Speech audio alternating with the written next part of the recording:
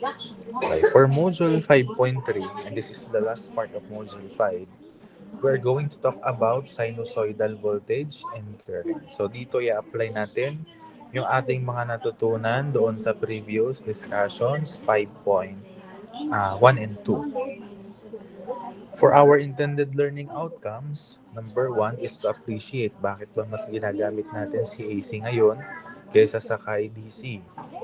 Distinguish between unidirectional and alternating waveforms.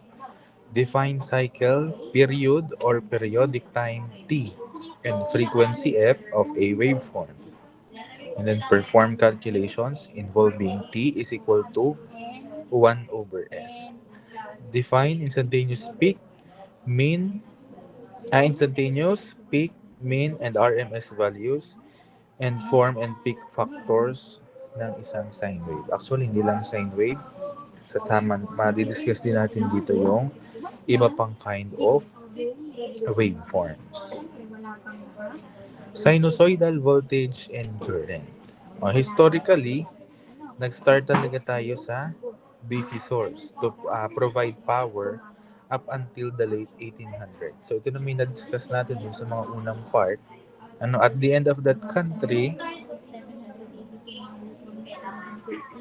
the battle of direct current versus alternating current began. At ito at the end of that country. At the end of that era siguro. Both had their advocates among the electrical engineers of the time because AC is more efficient and economical to transmit over long distances.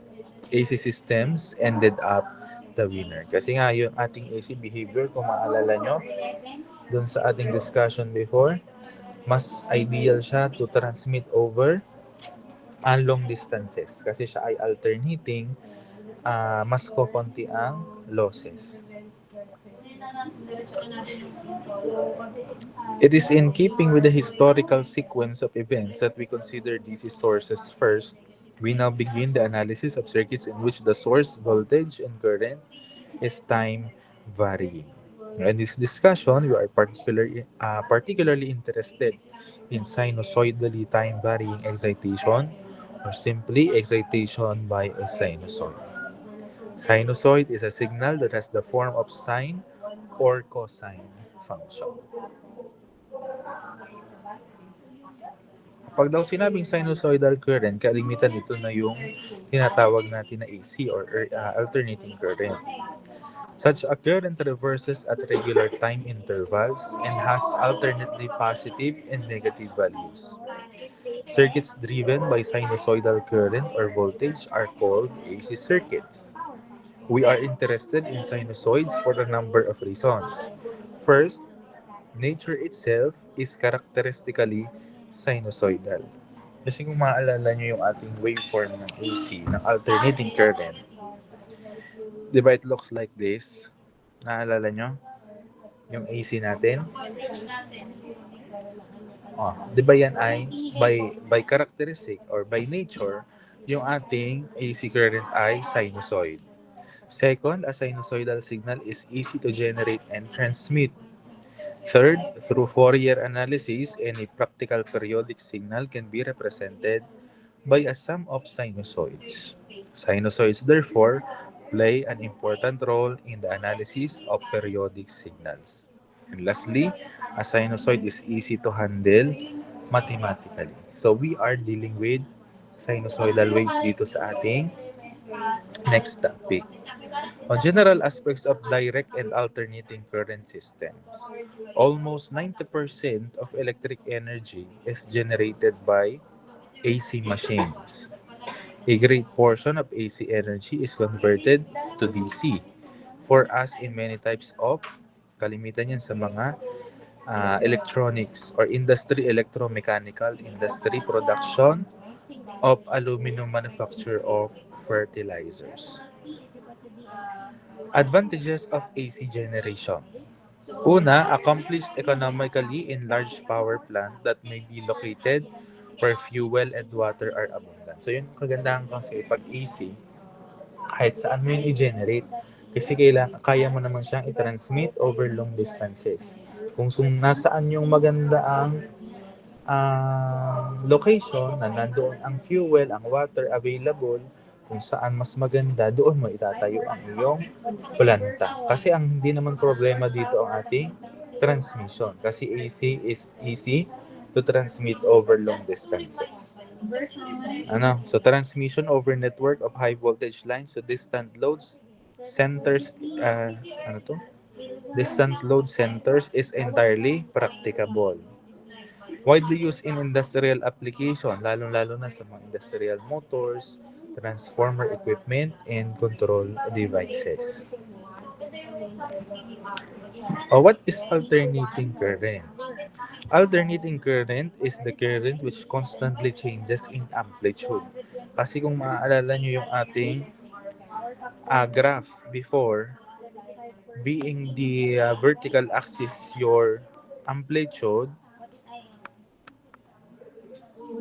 ano ba yun? Amplitude. And then your y-axis being the time, di ba? With respect to time, your graph looks like this. So your value of amplitude uh, varies with respect to time. Anong mapapansin nyo? Reverses direction at regular interval. So kung ano yung peak point mo dito, yun din yung value dito sa iyong lowest point. And that the amplitude of current is determined by the number of electrons flowing past a point in a circuit in 1 second. For example, a coulomb of electrons moves past a point in a wire in 1 second, and all of the electrons are moving in the same direction. The amplitude of direct current in the wire is 1 ampere. No? So similarly, if half a coulomb of electrons moves in one direction past a point in the wire in half a second, then reverses direction and moves past the same point in the opposite direction. During the next half second, a total of 1 coulomb of electrons passes the point in 1 second. Kaya nga ganyan yung kanyang behavior. Ano? The amplitude of the alternating current is 1 ampere. A DC power source, such as a battery, outputs a constant voltage over time. Of course, once the chemicals in the battery have completed their reaction, the battery will be exhausted and cannot develop any output voltage. But until that happens, the output voltage to the right will remain essentially constant. The same is true for any other source of DC. No, so yun kasi ang kagandahan pagka AC. Ganyan nga yung behavior ng DC.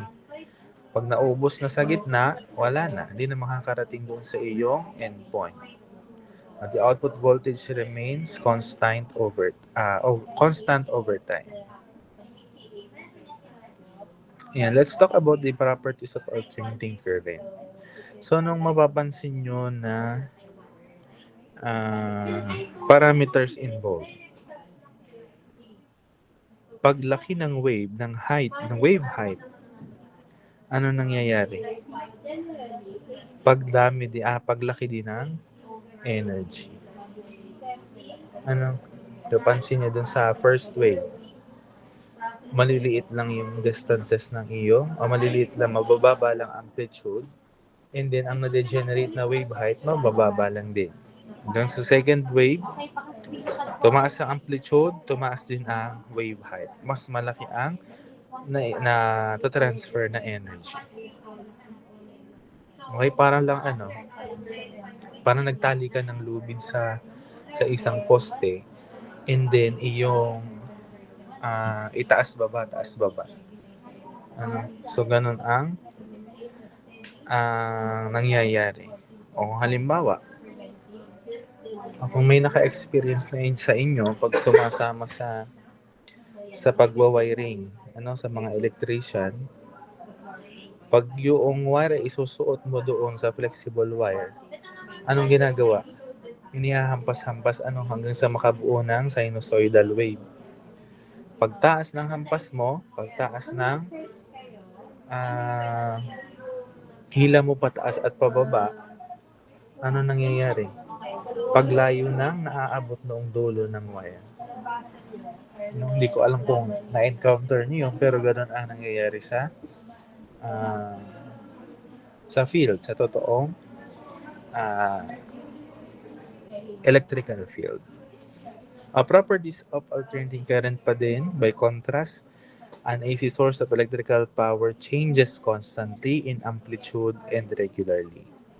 Because the changes are so regular, alternating voltage and current have a number of properties associated with any such waveform. Okay? Ano yung mga kailangan nating malaman na terminologies involving alternating current? First is the frequency. One of the most important properties of any regular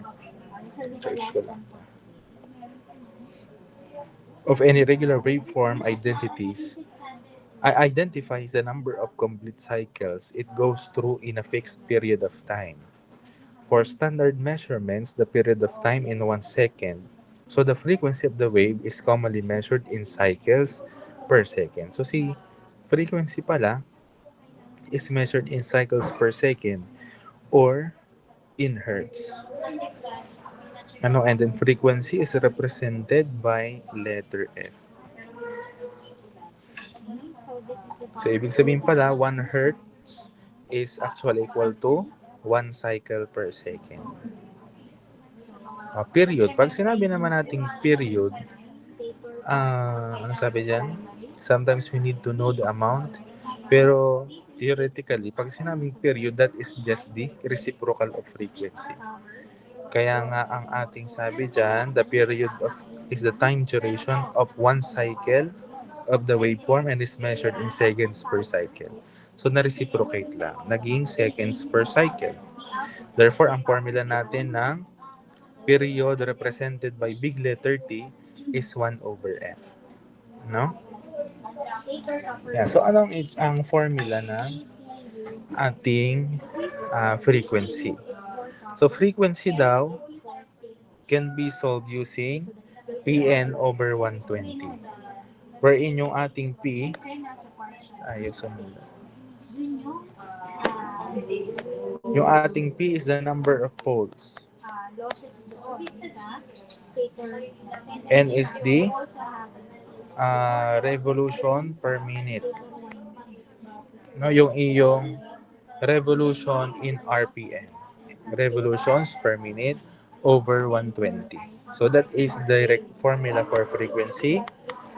Pn over 120.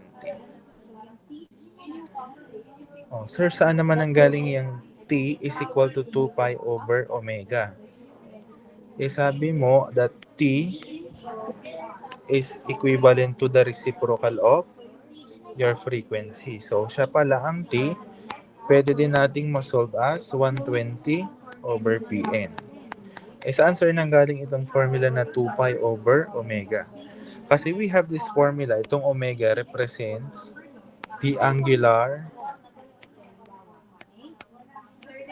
frequency.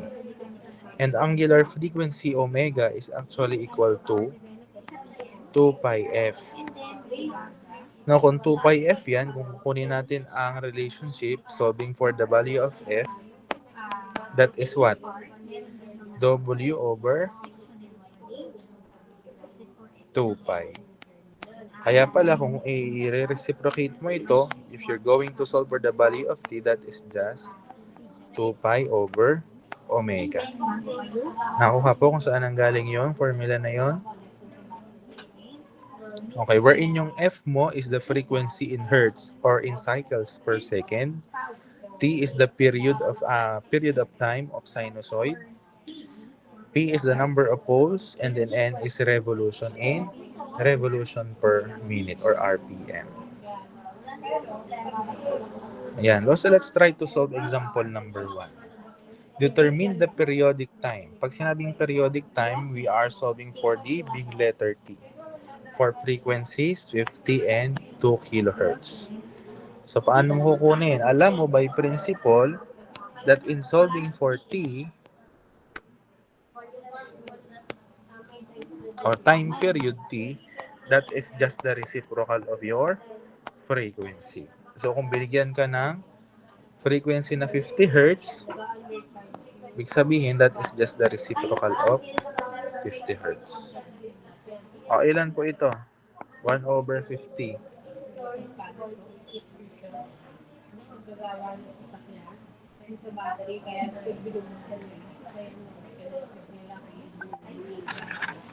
This is equivalent to 0.02. O, what would be the unit? Ano daw ang unit natin?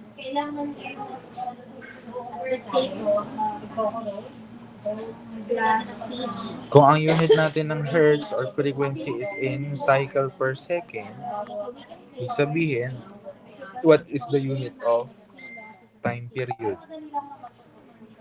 This is second per cycle. Nakuha po ito? For letter B naman. Solving for period T. That is just 1/20 kilo. 20 kilohertz.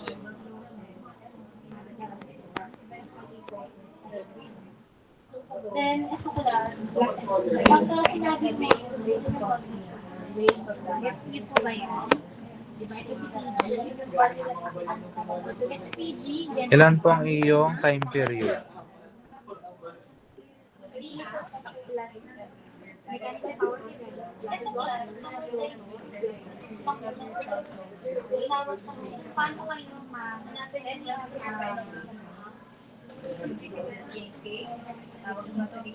ano kayo kung gumawa ng mga power sa receivership natin, ganun din dito. Sa nation lang siya. Ilan po ang ating time period at 20 kilohertz? Madali nga lang po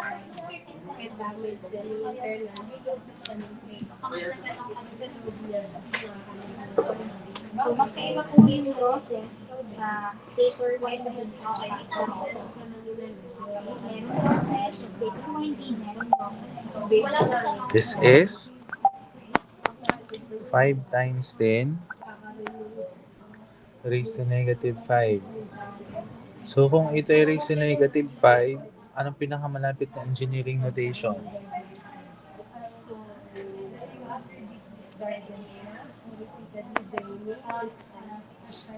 Ano pong pinakamalapit? Para lang may bang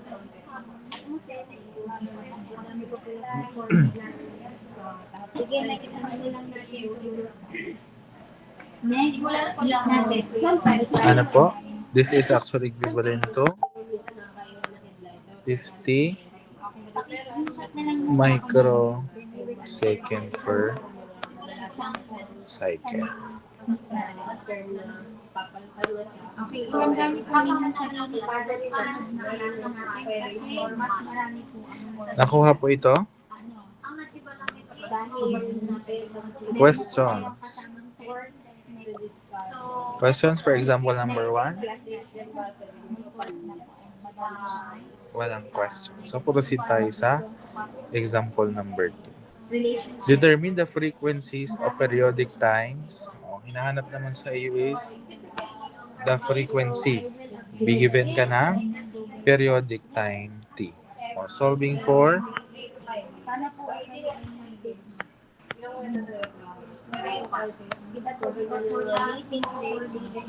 frequency. Frequency is just the reciprocal of your time period. 1/milli.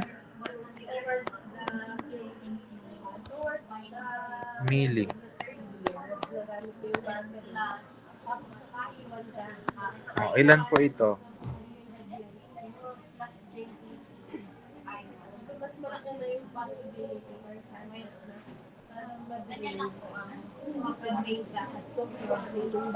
Iba lang kasi yung complex numbers. Madali lang.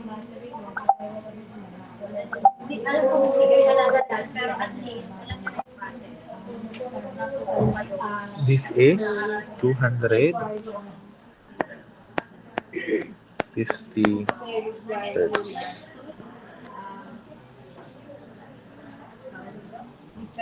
Ayun namang isa.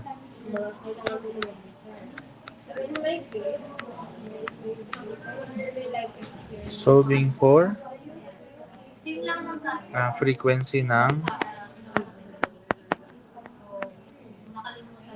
4 microsecond. 4 micro is equivalent to what? Parang kasi in fairness, maaalam mo. Raised to negative 6. Ito na yung gagawin. O, ilan po ito?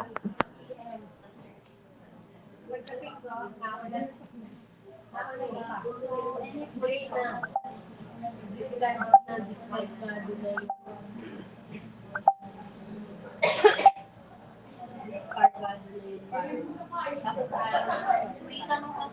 This is 250,000 o pwede nating ilagay na as 250 kilohertz.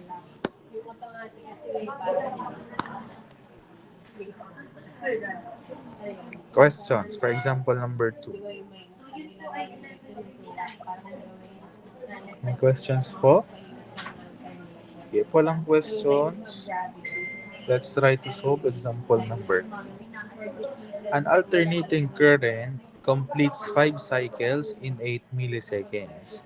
What is its frequency?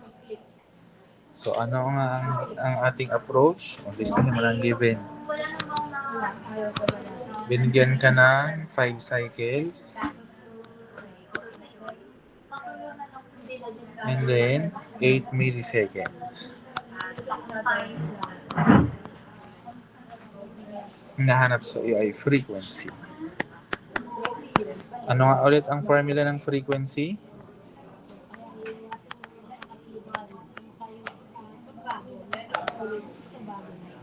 Ano po ang formula ng frequency?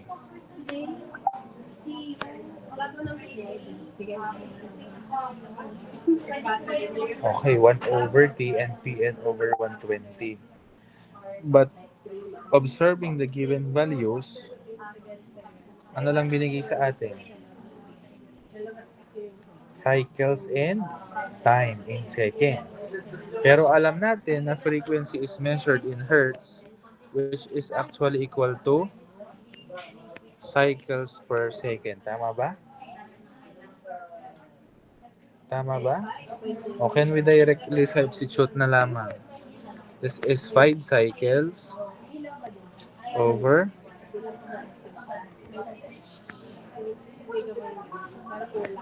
8 times 10 raised to negative 3 seconds. O ilan po ang iyong frequency?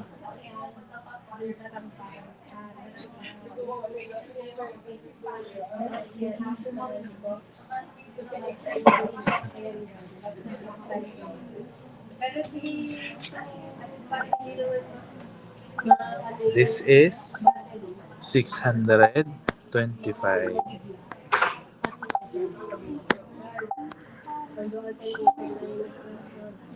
Naintindihan po concepts ng frequency?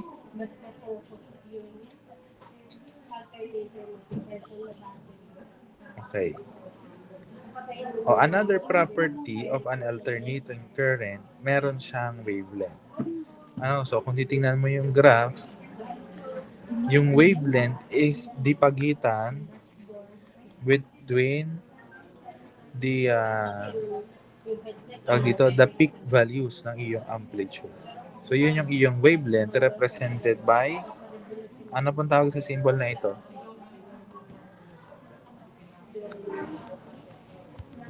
Yung inverted Y. Okay, so that is lambda. Ang tawag po natin dyan ay wavelength. It is the length of one complete wave or cycle. No? So kaya siya ay wavelength. The Greek letter lambda is used to represent wavelength in mathematical expressions.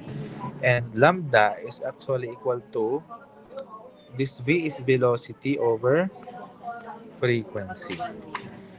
As mathematical expressions, as shown in the figure below, wavelength can be measured from any part of one cycle to the equivalent point in the next cycle. Wavelength is very similar to period as discussed above, except that wavelength is measured in distance per cycle. Yan. So, ang formula po natin for wavelength is velocity over frequency. Wherein ang wavelength mo is measured in meters, velocity is in meter per second. And then tatandaan po ito.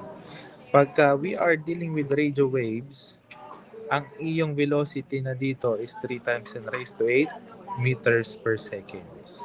Ang naman sound waves, 344 meters per seconds. Matatandaan po ito, constant values na kalimitang ginagamit. Frequency is measured in hertz. Waveforms. Waveforms are basically a visual representation of the variation of a voltage or current plotted to a base of time. Generally, for AC waveforms, this horizontal baseline represents zero condition of either voltage or current. The most common periodic signal waveforms that are used ay si sinusoidal waveform. AC waveforms can also take the shape of either complex waves, square waves, or triangular waves. Yan. So, ganito po ang mga itsura ng ating mga waveforms. Pag sinusoidal, ganyan. Meron kang half wave dito and then going down. Kung ano yung peak dito, yun din yung peak dito. Pag sinabi ng mga half wave, ganyan ang itsura. Triangular, ganyan.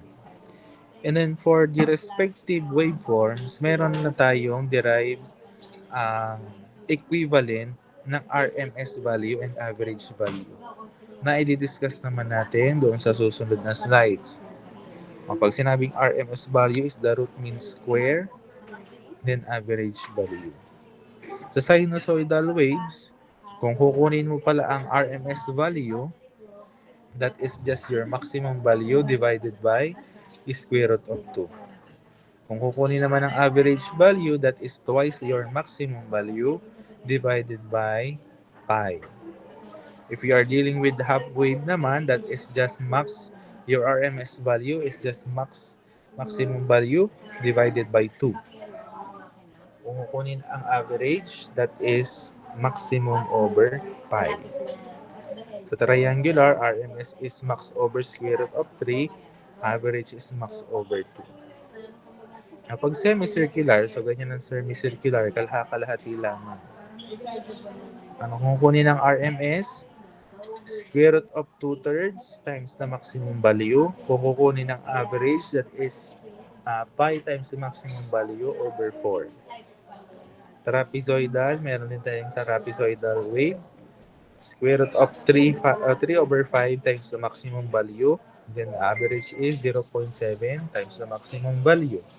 Pagka naman is square wave, kung ano yung iyong RMS, kung ano yung iyong maximum value, that is just equal to your RMS and average values.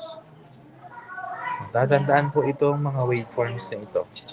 Paki-screenshot ako nito. Paki-screenshot po, 1, 2, 3, 1, 2, 3. Okay, and then itong isa. Tatandaan po yung mga equivalent values na yan. The sine wave. In discussing alternating current and voltage, you will often find it necessary to express the current and voltage in terms of maximum or peak values. Peak-to-peak values, effective values, average values, or instantaneous values. So, madaming values tayong pag-uusapan dito.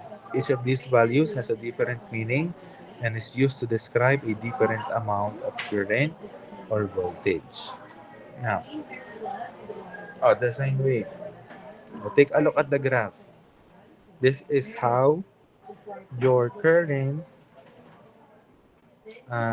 end voltage looks like sa graph with respect to time. No? So this example is voltage and current in phase with each other. Magkapatong. So ito yung ating general equation ng sinusoids. Ano? That this E or E of t can be either E of t or I of t, depending kung anong hinahanap, is equal to the maximum value times sine theta.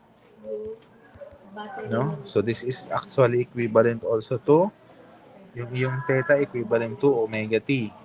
Sabi ko nga ang omega kanina is equal to 2 pi f. So pwede din po yan mga formula na yan. Huwag kakalimutan ang tawag dito, the instantaneous value. It's either current or voltage. Laging maximum value times sine of your angle. Okay, yan nga po yung instantaneous value, amplitude of the sinusoid or the maximum value. And then, omega nga is the angular frequency in radians per second. Theta is angular frequency in degrees. Omega t is the argument of the sinusoid. F is the frequency. And t is the time in second. Okay?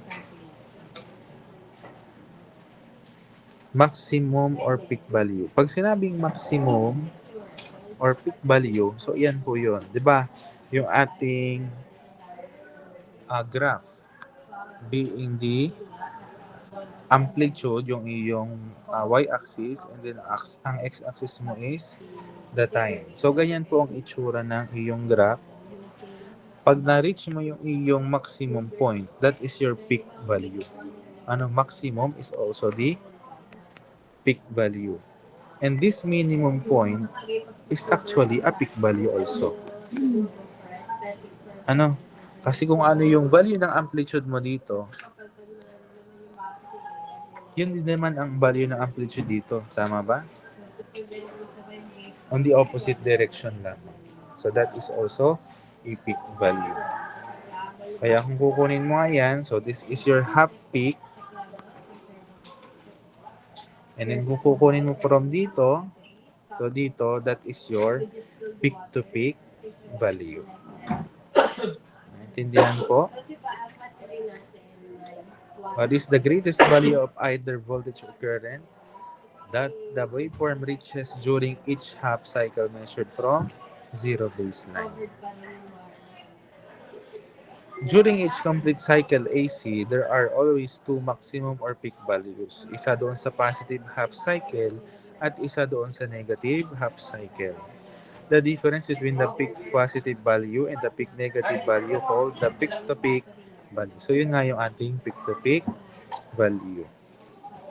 This value is twice the maximum or peak value of the sine wave. Kasi parehas lang naman sila ng amplitude. So that is just twice the value of your amplitude. Note the difference between peak and peak to peak. Nakita nyo naman, pag sinabing peak, isa lang. Pag peak to peak, that is both ends of your wave. Usually alternating voltage and current are expressed in effective values. Pag sinabing effective values, that is your RMS rather than in peak to peak values. Phase. Phase is meant the fraction of time period of that alternating current which has elapsed since the current had passed through the zero position of reference. So yun daw omega t, yun yung ating tinatawag na phase or angle. The phase angle. Pag sinabi namang phase angle, it is the difference in degrees between voltage waveform and the current waveform having the same periodic time.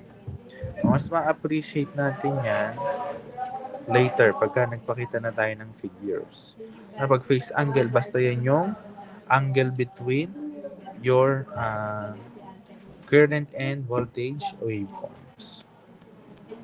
Angular frequency represents the phasor relationship between two or more waveforms. This is a rotational unit of angular frequency, 2 pi f, with units in radians per second.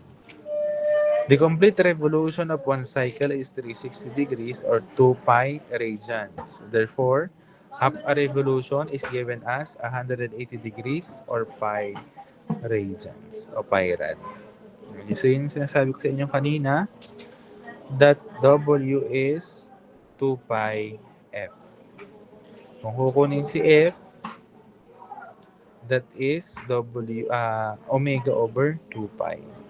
Kaya kung kukunin din si value ng iyong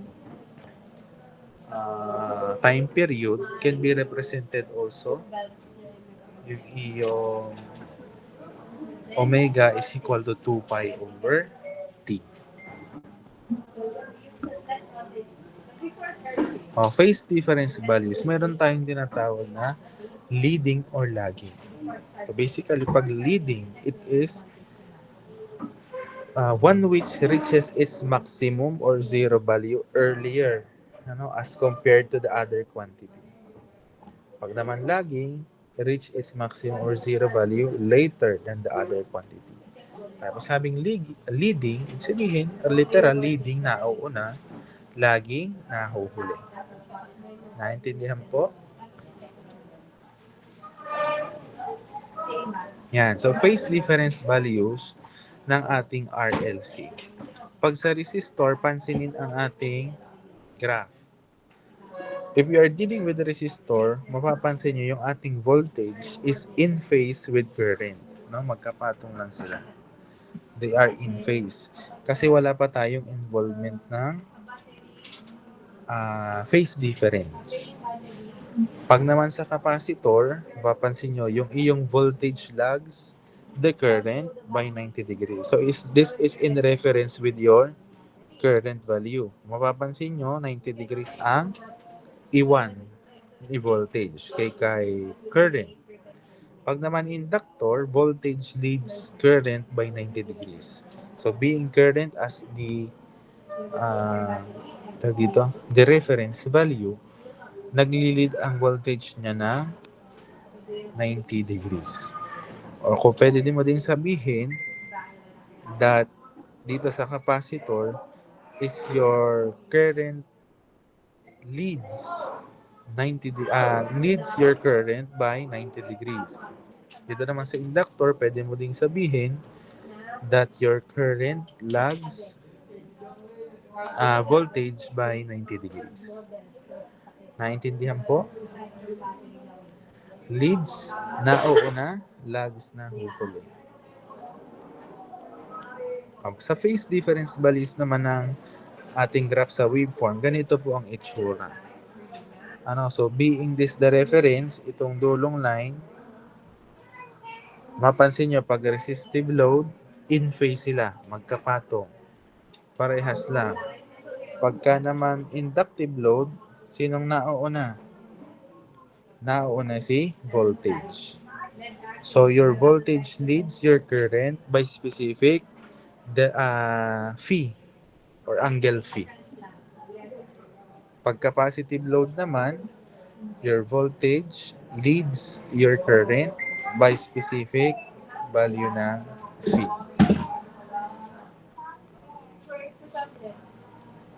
Pag sinabing instantaneous, that is the quantity at any instant. Pag average value expressed by that steady current which transformed by that alternating current driving the same time. So yun palang ating average value is just 1 over your time period times the integral of your equation of the alternating quantity with respect to time. So mamaya discuss natin yung mas madaling yan. Average value. Kung maaalala nyo kanina, average value ng sinusoidal dun sa ating table, balikan ang table. Sinusoidal, ano ang RMS value? Ang average value rather That is twice the maximum over pi. So, yun po ating formula.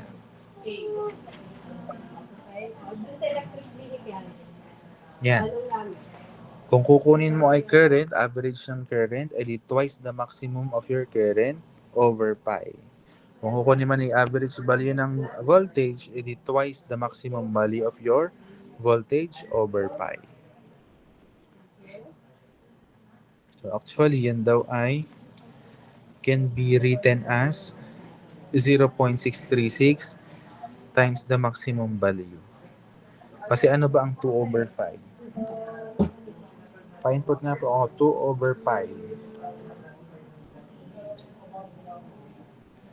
That is 0.63661977. Ano, tama? So, minsan, kinukonsider na din gamit ay 0.636 times the maximum value. Average of all the instantaneous values of half cycle, in general, average value is the area under the curve over the base. For sine wave, ito nga daw ay na-derive na natin that using the idea that twice the max value over pi, pwede na din sabihin that your average value is just your maximum value multiplied by 0.636.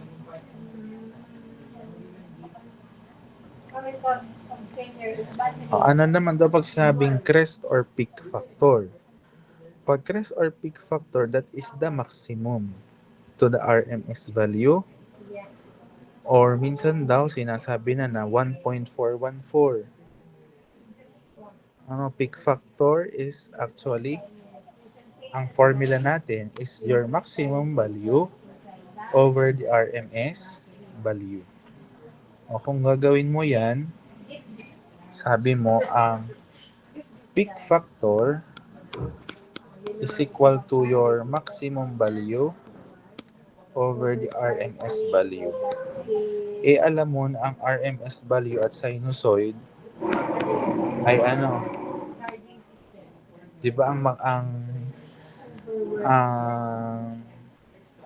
RMS value for sinusoid or sine wave is maximum over square root of 2. Naalala doon sa table? So if that's the case, this would cancel. Ang mangyayari ay magiging square root of 2. And square root of 2 is actually equal to what? What's the equivalent of this?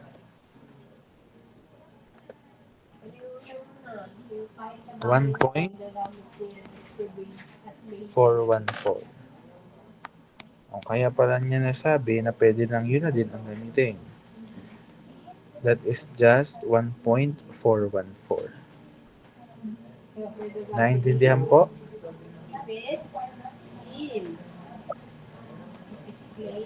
Ano naman daw pag form factor? It is the ratio of the RMS value to the average value.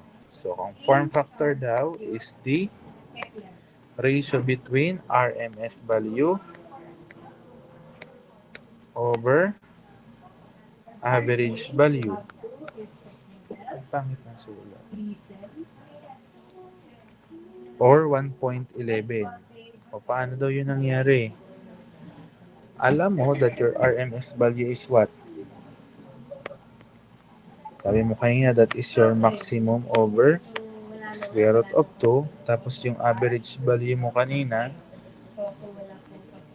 is max over, saan? Yan. Maximum over pi. Saan eh? Sabi mo, yung average value is twice the max over pi.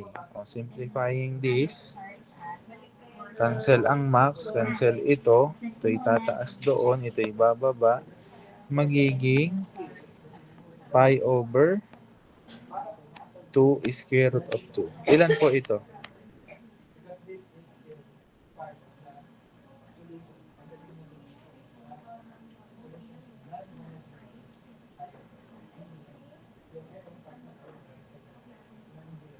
1.11 ba ito? Kasi sabi niya, 1.11 daw. Okay, so 1.107. So, pwede na din daw acceptable ang 1.11. Knowledge of this factor is of importance in dielectric insulation. Thus, direct insulation testing because the electric stress to which the insulation is subjected is proportional to the maximum peak value of the applied voltage. It is also necessary when meaning iron losses because their loss depends on the value of the max flow. Basta alam mo, sabi mo ayan ay ratio between RMS and average, makukuha mo ang 1.11. Pero kung gusto mo naman na sa uluhin na lang, the form factor ng sine wave is 1.11. Okay? Pag sinabi namang RMS, the root mean square or the effective value of an alternating current is given by that steady state current which when flowing through a given circuit for a given time produces the same heat as produced by alternating current when flowing through the same circuit for the same time. So it is defined as the square root of the average of the squares of the given quantity taken over a complete period. Kung maaalala nyo doon kanina sa ating so yan daw ang formula ng ating RMS. Square root of yung ating equation kanina. 1 over time period times the integral of your equation ng alternating quantity being squared. Pero actually, alam mo naman kanina doon sa table that the RMS value pagka sinusoid is just what? The maximum value over the square root of 2. Tingnan nga natin.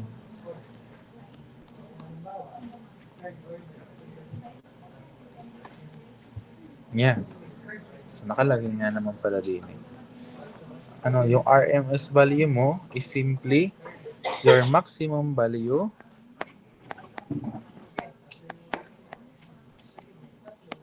divided by square root of 2. Or simply, equivalent daw sa 0.707. Ano ba ang 1 over square root of 2? 0.707 ba ito?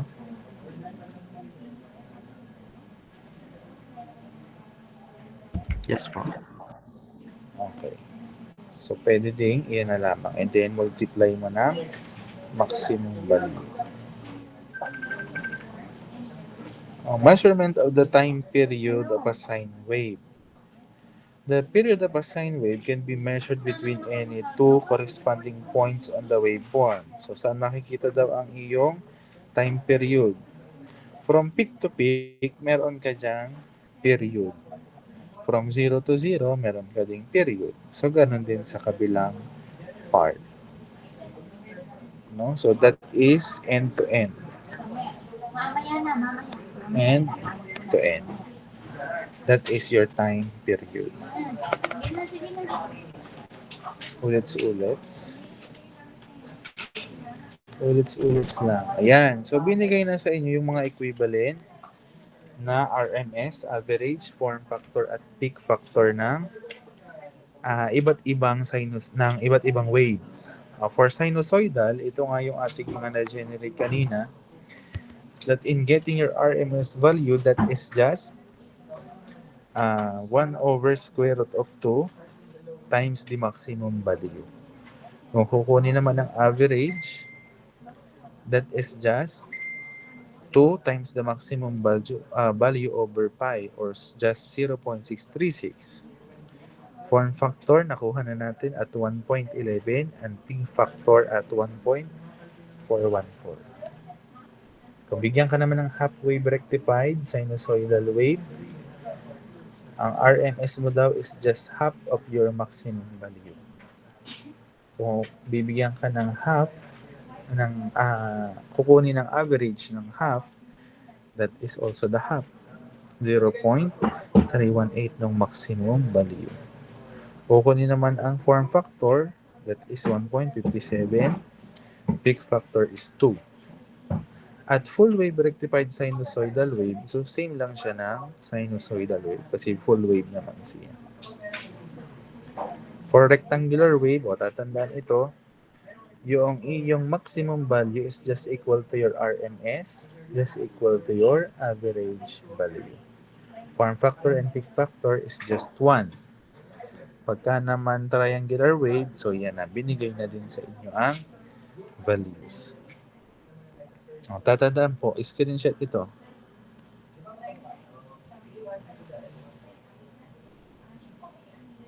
May screenshot na po ito. O, ito ding isa.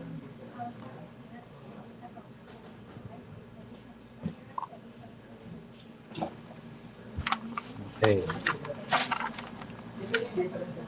Sige, let's try to apply yung ating mga natutunan.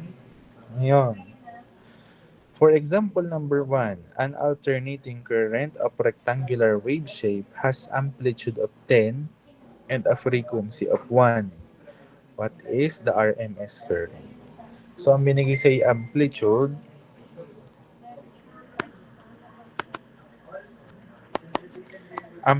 mo daw ay 10, frequency mo ay 1. Ang tinatanong is the RMS current. Your IRMS, take note this is a rectangular wave. O, at rectangular, how do we get the RMS value? RMS value is pag rectangular wave.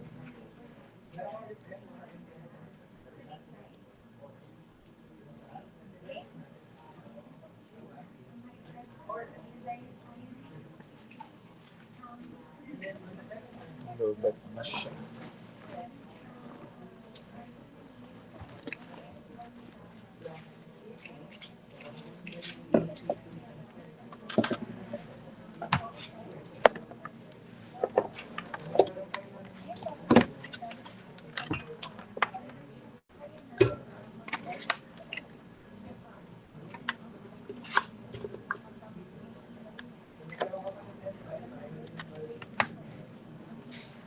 Ano po ang RMS value at rectangular wave?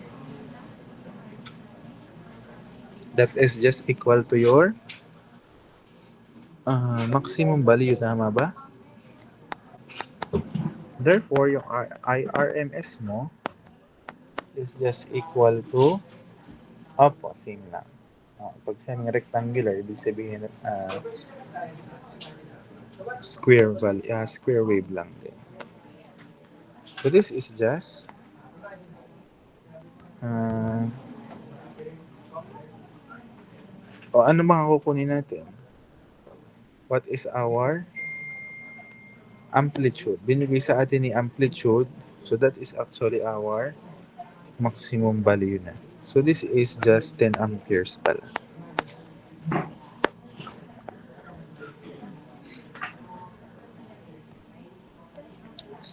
Nakuha, nasundan po ang example number 1. Okay, so let's try to solve example number 2. You are asked to find the average current or a sinusoidal current wave during the half cycle given the instantaneous maximum current of 20 amperes. So how can you solve this? You are given, ano binigay sa iyo?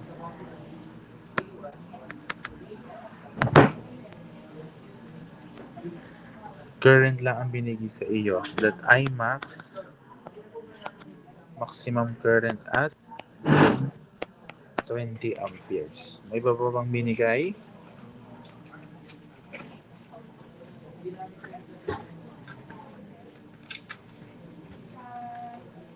How can we solve for the value of Imax? The average current.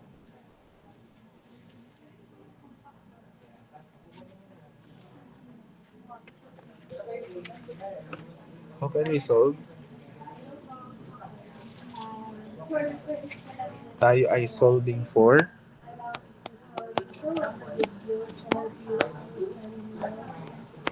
the average value.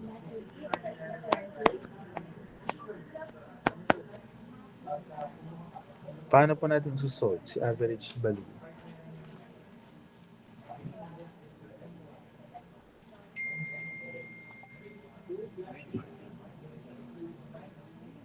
Okay, so 2 times your I max over pi. Kasi, if you observe, this is a sinusoid. Alam mo, at sinusoid,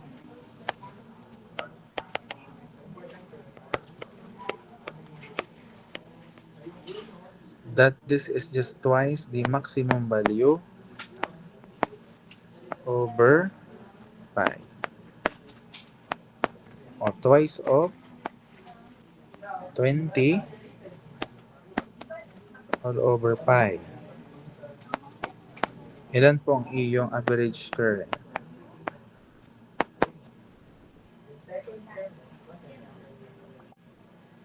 This is 12.7324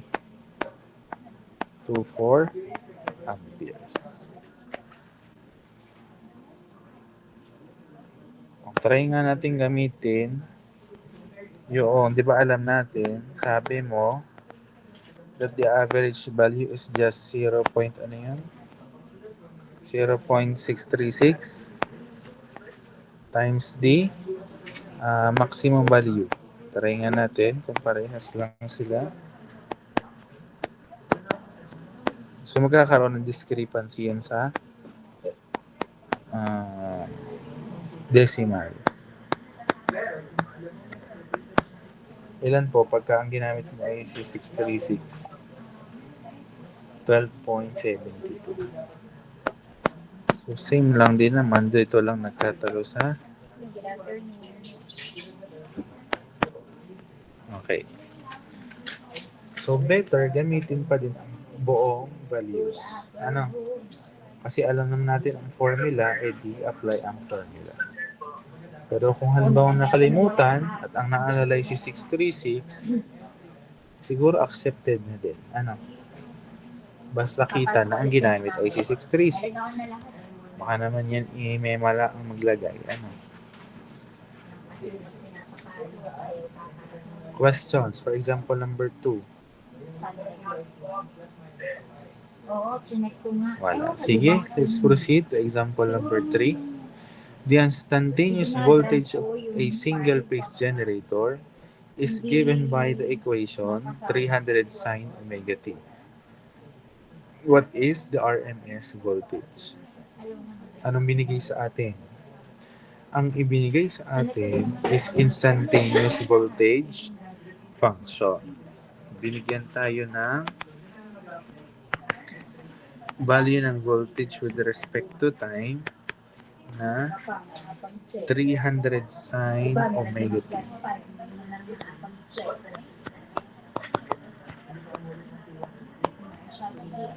Ang pinapahanap sa atin is the RMS value.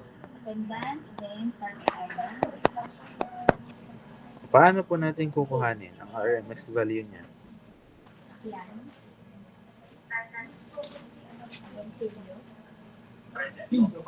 Ang binigay sa atin ay voltage equation o voltage function with respect to time. The instantaneous voltage.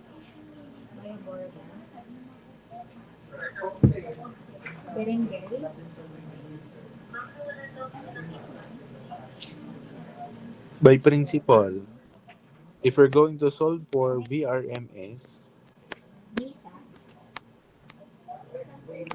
ano bang kailangan natin? VRMS is equal to what?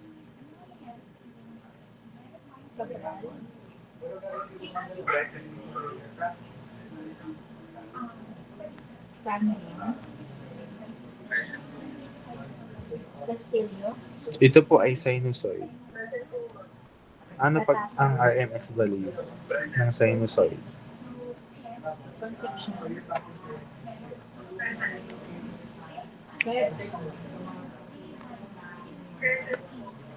What is the RMS value of a sinusoid? Demonstrators.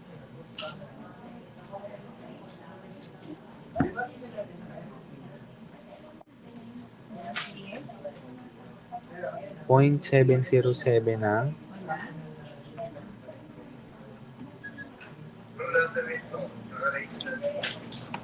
0.707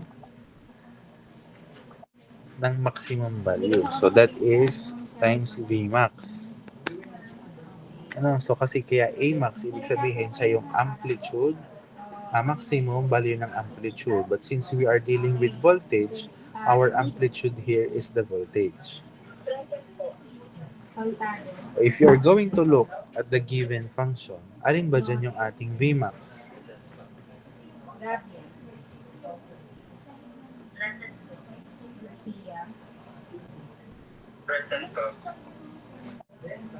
Gonzales. 300. Okay. Kasi if you recall,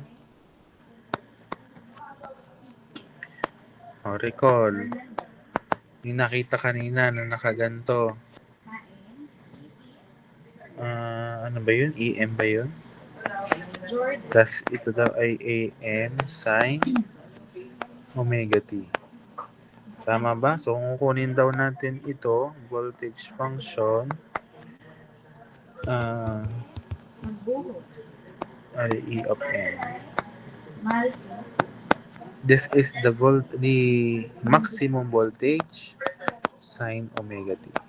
Or if you take a look, alin yung ating voltage? Maximum. This is Vm. So, dito lang pala natin isa-substitute. Si 300 volts. O, what is our VRMS? Mitra. 212.1 volt. Potensya. Pero para mas accurate ang ating sagot, ano ba yung Wala. formula ni VRMS? Continue. Diba si VRMS is just your Vmax over Ramo. square root of 2. Kung ganyan lang, makukuha natin yung mas exact value. Ilan ito? And sanda. 212.1 ano? 1320 volts. Okay? Questions. For example, number 3.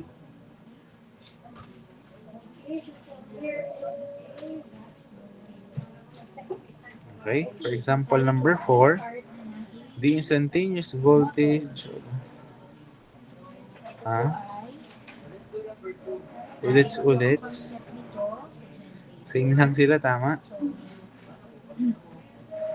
Make sure po, itutuon ng pansin sa pakikinig, wala instructions. Same lang ang example. May nakaligtaan. Ay siya. Ay kung halimbawa, tinanong sa iyo, what is what is the peak factor? Okay nga? Oh no, mommy! Oh no! Oh no, mommy! Oh no! Ipapasolve sa inyo ang peak factor. What would be its peak factor? Ano yung formula natin ng peak factor?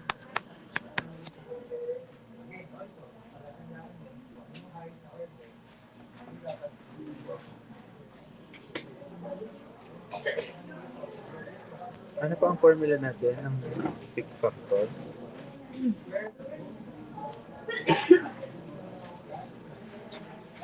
Ang peak factor niya daw ay 1.4142. Galing sa maximum over RMS. So, kung ito yung Vmax over VRMS, That is just equal to 300 over, ano yung VRMS nga natin? 212.1320.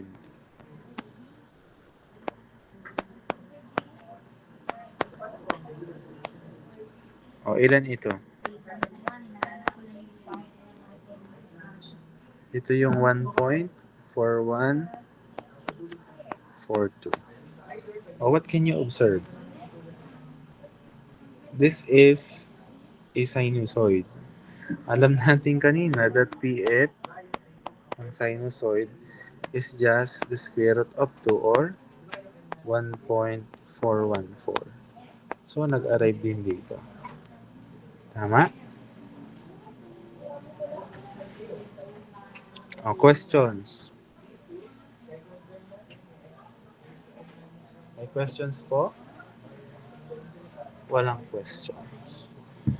If walang questions, okay, tuloy natin. Nakapagod umimik. Ano?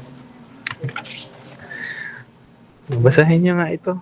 Kaya naman magbasa. Sakit sa lalamunan. Sinusoidal waveforms can be represented by vector for easier manipulating of desired result. So, pwede pala natin siyang i-represent in a form of a vector quantity. In fact, vectors are shorthand for the representation of alternating voltage and current. And they're used greatly simple the problems in AC work. Kasi for example, yung wave diagram ng ating sine wave looks like this. Tama ba? So kung siya itatransform natin, pwede nating sabihin that A, yung ating amplitude, is in phase or bar angle 0.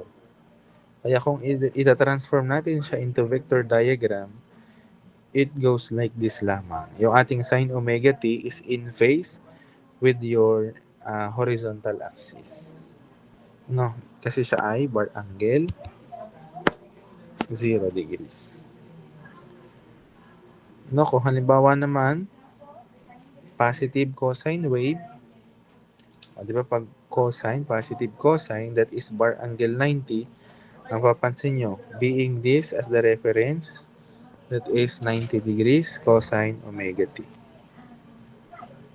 So, ganun lang po plot ng vector. Dito naman sa leading and lagging sine waves. Sa wave diagram, ganito ang itsura. May nauuna, may nahuhuli. Pero if i-transform yan sa iyong vector diagram, it looks like this. Being this as the reference, anong masasabi nyo dito sa vector na to? This is leading with respect to your reference. Tama? With the reference here, that is leading. Reference here, ito naman ay lagging. Negative sine wave, since siya ay, pag negative sine wave, bar angle niya is 180. From here, the reference, 180 degrees ay pumunta dito. Ang bagsak ay sa negative sine axis. Kaya yung ating graph, the vector, is negative sine omega t. Okay? Negative cosine wave naman, since siya ay papatak ng bar angle 270, so ang mangyayari, bar angle 270 patak ng negative cosine.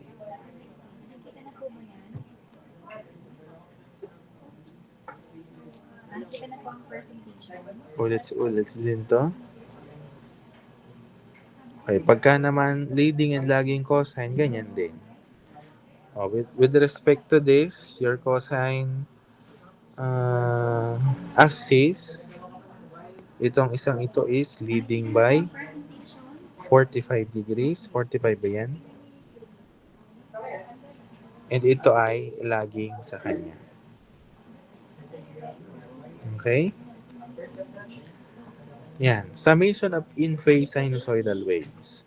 When two or more sinusoidal voltage or current waves are in phase and have the same frequency, they may be added to yield a sine wave of a same frequency. The resultant wave will then have a maximum value that is equal to the arithmetical sum of the maximum values of the component waves. Ibig sabihin lang pala, if getting the total, that is just the sum of I1, I2, and I3. Kung yan naman ay vector, siya ay naka-bar angle 0 degree since siya ay in phase.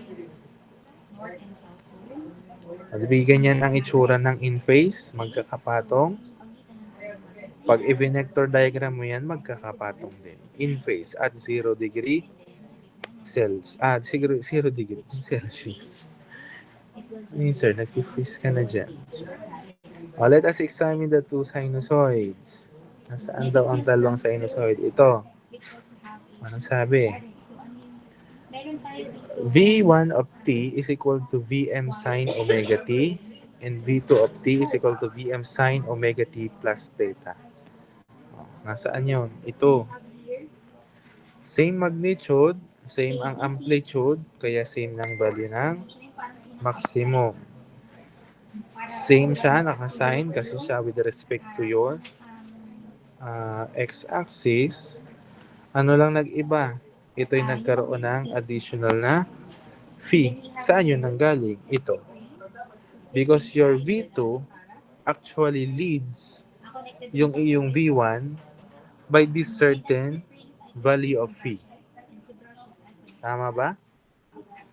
Itong iyong V2 ay nauna kay V1 ng ating angle na ito. So, yan yung pagitan nila. Kaya ang sabi, the starting point of V2 occurs first in time. Therefore, we say that V2 leads V1 by that phi, angle phi. Or that V1, o kung reference mo naman, ay itong iyong V2, that V1 lags V2 by angle phi. Naintindihan po? Electrical power. Ang sabi dito, if phi is equal to 0, then V1 and V2 are said to be in phase. Ano? Kasi kung 0 ito, wala kang i-add dito, ibig sabihin magkapatong sila dito. Tama? So they would be in phase. They reach their minima and maxima at exactly the same time. We can compare V1 and V2 in this manner because they operate at the same frequency. They do not need to have the same amplitude. Yan. Recall tayo ng ating mga trigonometric identities. A sinusoid can be expressed in either sine or cosine. When comparing two sinusoids, it is expedient to express both as either sine or cosine with positive amplitudes. So, recall natin, di ba? Naaalala? If you're going to add or get the difference between two vectors, sine A plus B is sin cos cosine. Naalala? Sin cos cosine. Kung minus naman, sin cos cosine and then minus. Pag cosine naman, that is cos cosine sin. Recall lang tayo. With these identities, it is easy to show that sine omega t, pag binagdagan mo ng 180, no? From your sine axis, dagdagan mo ng isang ikot, ng kalahating ikot pala, that is turning doon sa opposite side, which is negative sine omega t. Same manner, kung minusan mo ng 180, babaligtad lang siya doon sa kanyang kabilang o sa kanyang opposite side. So that is equivalent to negative sine omega t. Kung si cosine omega t naman, same manner, dagdagan mo ng 180, mababaligtad, magne-negative cosine omega t. So kung i-minus mo naman, babalik lang din negative cosine omega t. Nakukuha po? O si sine function naman, kung dagdagan mo ng 90 degrees, from the sine axis, 'di ba, that is 90 degrees, saan ang lipat niya? Sa cosine axis. Si cosine naman, kung dagdagan mo ng 90, balik siya ng sine sa negative side. At kung babawasan mo naman siya ng 90, edi pabalik siya sa positive side ng iyong sine axis. Nasundan? Using these relationships, we can transform a sinusoid from sine form to cosine form or vice versa. A graphical approach may be used to relate or compare sinusoids as an alternative to using the trigonometric identities. Consider the set of axes shown in 9.3a. Nasaan si 9.3a? Pakalayo naman. Ang sabi, the horizontal axis represents the magnitude of cosine, while the vertical axis pointing down denotes the magnitude of sine.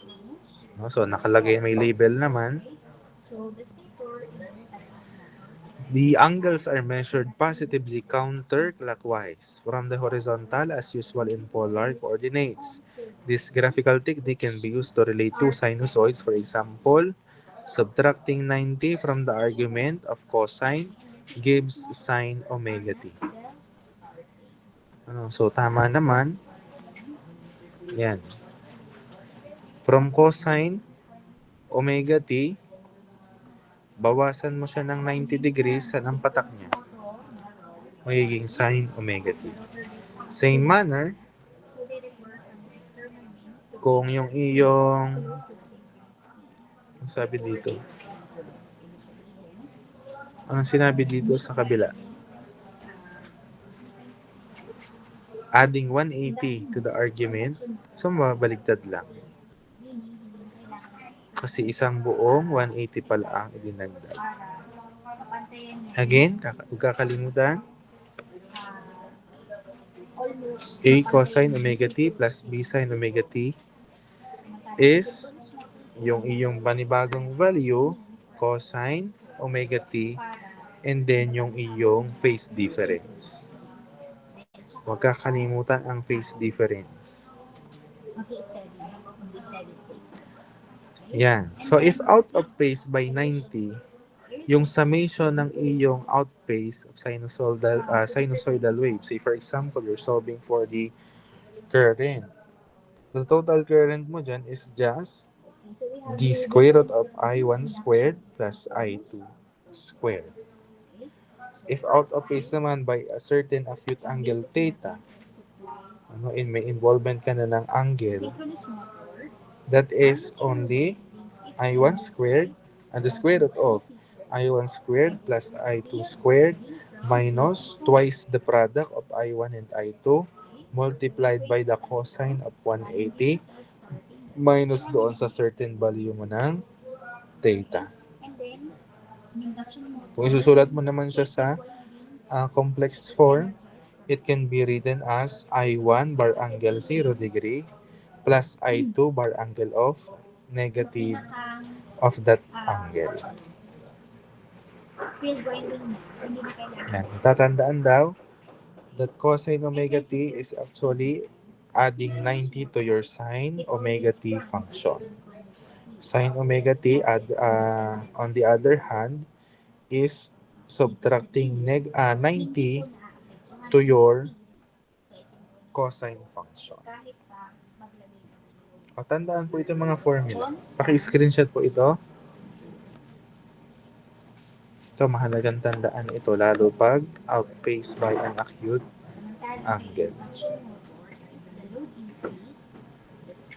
O, sum of more than two outpace alternating waves. So, paano pong gagawin mo pagka ganyan ang iyong problem? Ang gagawin mo daw muna is you add or you get the summation of all the horizontal vectors. So, paano? Si horizontal, lahat ng horizontal, i-add mo. Si lahat ng vertical, i-add mo. So, to get the summation of IH, that is I1, plus I2 cosine of theta 2 plus I3 cosine of theta 3. Kung kukunin mo naman ang vertical components, that is I2 sine theta 2 plus I3 sine theta 3. And then to get the value of your I total, apply mo pa din ang square root of I1 squared plus I2 squared.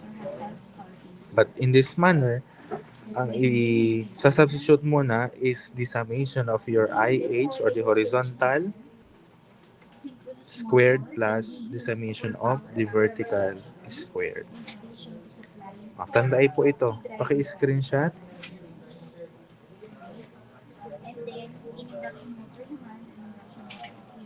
Kukunin mo muna lahat ng horizontal components, kukunin lahat ng vertical components, and then you apply this formula.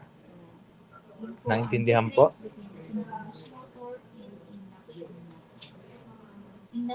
Remember, sa standard sign convention, pag ang vector current is directed to the right, that is positive. Directed to the left, that is negative. Pag pataas, positive. Pag pababa, ay negative. In complex number format, pwede ding isulat. Since your I1 is in phase, being the reference, that is 0 degrees Celsius. Yung 0 degrees Celsius lagi. Pagka I2 naman, that is your theta 2. And your I3 is your theta 3 with respect to your vector magnitude 3. Sine omega t is equal to cosine omega t minus 90. Yeah, so let's try to solve example number 6. Okay, the current in a given conductor is represented by the geometric sum of two currents whose equations are I1 is equal to 15 sine omega t and I2 is equal to 20 cosine omega t conductor. Determine the RMS value of the current in the conductor. So how can you solve for the RMS value? O paano pong gagawin nyo dyan? Mayroong induction. That's why primary, nagkakaroon ng power secondary. Okay, so we can call AC How can we solve for this? Ilan ba ito? as induction. Okay, yan. Okay, so that is why such motor are known as induction motors. In fact, an induction motor can be treated as a Okay. transformer. So try to solve this example number 6. Instead I'm given. One in which primary winding is stationary and the secondary is rotating. Binigyan ka ng I1, Okay, so take note of this. Induction motor, one phase, 15 pwede siyang single phase, pwede. sine omega t, In which the motor and I2 is induced by time flowing through the motor and the motor has no connection 20 cosine omega t. to the secondary. Di ba ganito yung itsura ng Determine the RMS value. So you are getting, how can you solve for this? the rotor has no connection whatsoever to the supply circuit. Right? Dahil induction po yung ginagamit natin para makapag Ang current mo daw is given by the geometric sum of these two currents. magkaroon ng power yung rotor. So anong una mong approach? That is the general principle of an induction. This must be Okay, so ito po yung inulit lang, yun din ang laman nito. So we have here the analogy between the transformer and induction motor.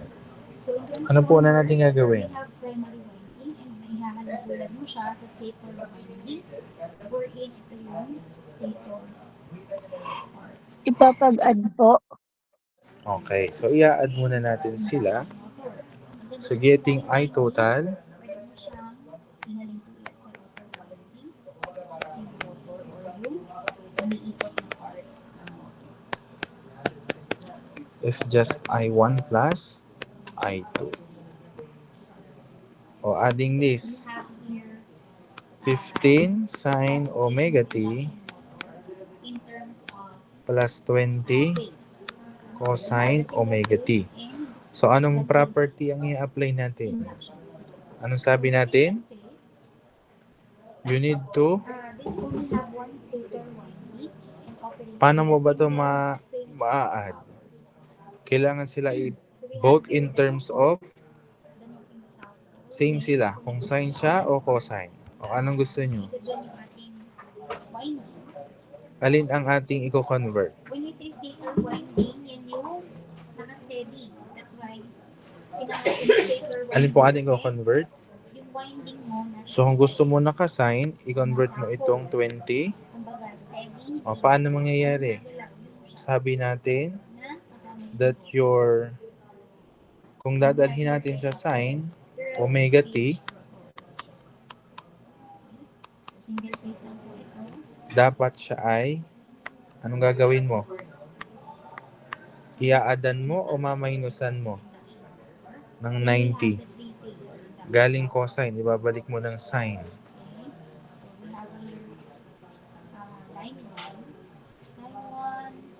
At you add, Aadan po. mag-a-add ba tayo? Meron tayong 3 phases dyan or 3 lines. This place, Galing kang cosine, dadalhin natin ng sine. You subtract 90 degrees. Tama ba? So if that's the case, what would be the new equation? so we have here an example video. So this must be equal to 20 sine omega t minus 90.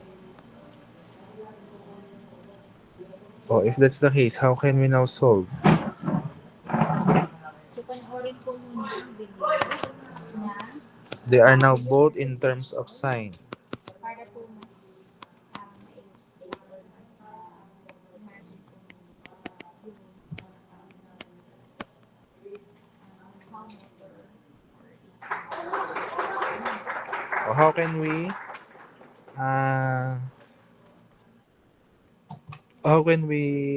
tawag dito? Simplify this.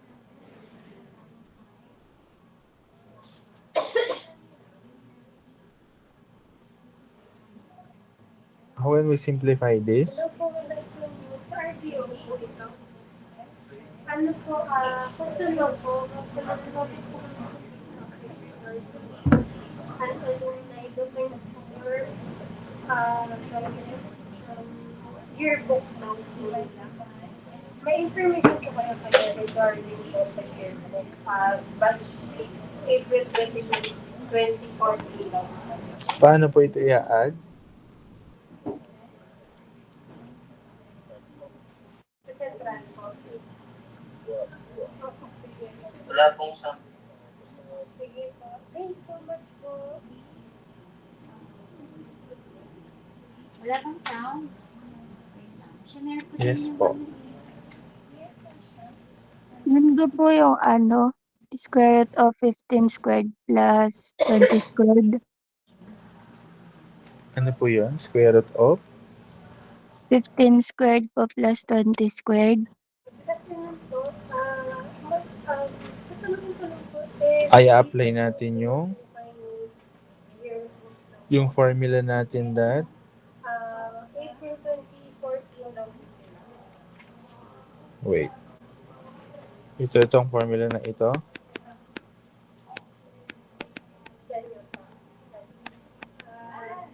Opo. naririnig nila. Paano po? I-apply ba natin yan? Kasi ito ay in phase sinusoidal. Ano ba yung ating principle pag in phase? Baka naman Outpace to eh. Ayaw. Yan. Pag in phase po siya ay just the sum. Ano? You only apply that pagka ikaw ay out phase. Okay, balik tayo. So what would be the answer? Our I total would be just the sum. Tama ba?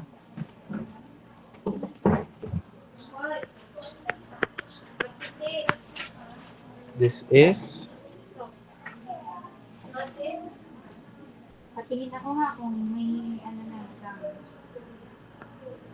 35 sine omega t minus 90. Ganyan ba? Ano bang hinahanap sa atin? The RMS value. How can we solve for the RMS value?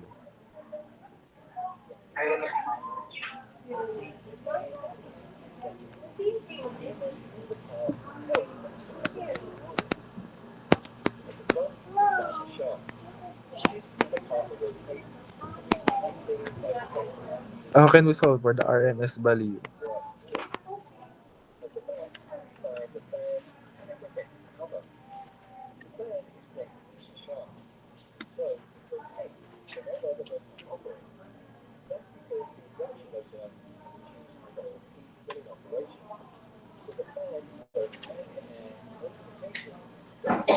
Paano nga po natin kunin ang RMS?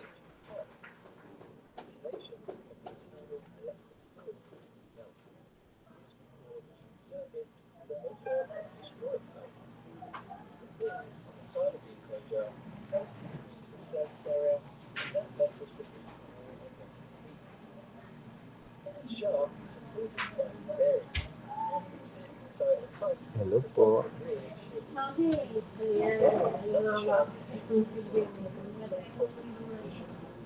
Ano pong formula natin to get the RMS value?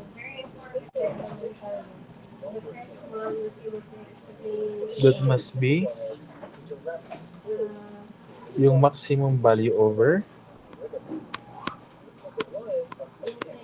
square root of 2. O alin yung ating Imax?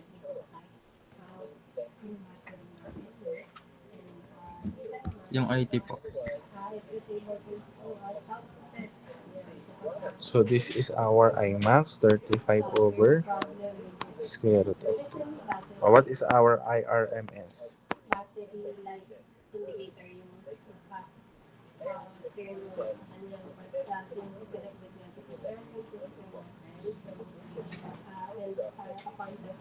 $24.7487